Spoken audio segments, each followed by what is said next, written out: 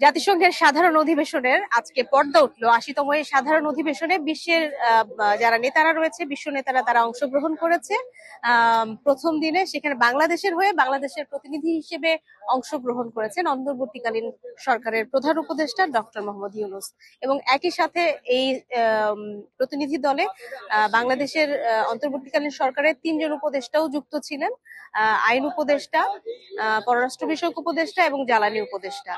এই প্রতিনিধি দলটি অংশগ্রহণ করেছেন এবং প্রথম অধিবেশনে মূলত যেই বিষয়গুলো উঠে এসেছে সেটি হচ্ছে বিশ্বের শান্তি, যুদ্ধবিগ্রহ এবং বৈশ্বিক যে সংকটগুলো, তার মধ্যে জলবায়ু সংকটের বিষয়টি উঠে এসেছে এবং একই সাথে এসডিজি বিষয়ক আলোচনাও কিন্তু প্রথম অধিবেশনে হয়েছে।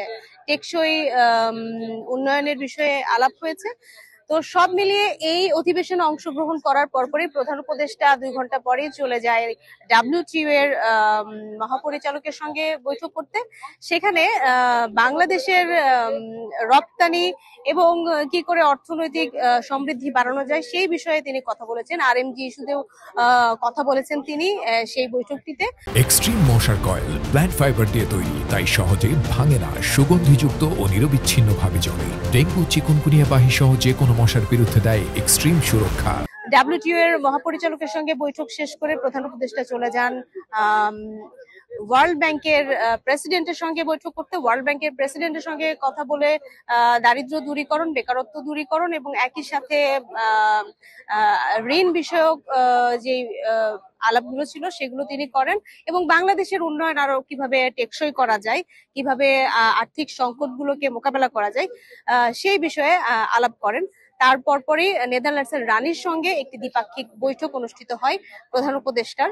এবং আজকে সন্ধ্যার সময় যুক্তরাষ্ট্রের প্রেসিডেন্ট ডোনাল্ড ট্রাম্প এবং তার স্ত্রীর বাসায় একটি অভ্যর্থনা অনুষ্ঠান রয়েছে। সেখানে দাওয়াত করা হয় বাংলাদেশের অন্তর্বর্তীকালীন সরকারের প্রধান উপদেষ্টা ডক্টর মোহাম্মদ ইউনূসকে এবং সেই দাওয়াতে তিনি এবং তার যে উপদেষ্টা মণ্ডলীর সদস্য রয়েছে তাদের অংশগ্রহণ করার কথা রয়েছে।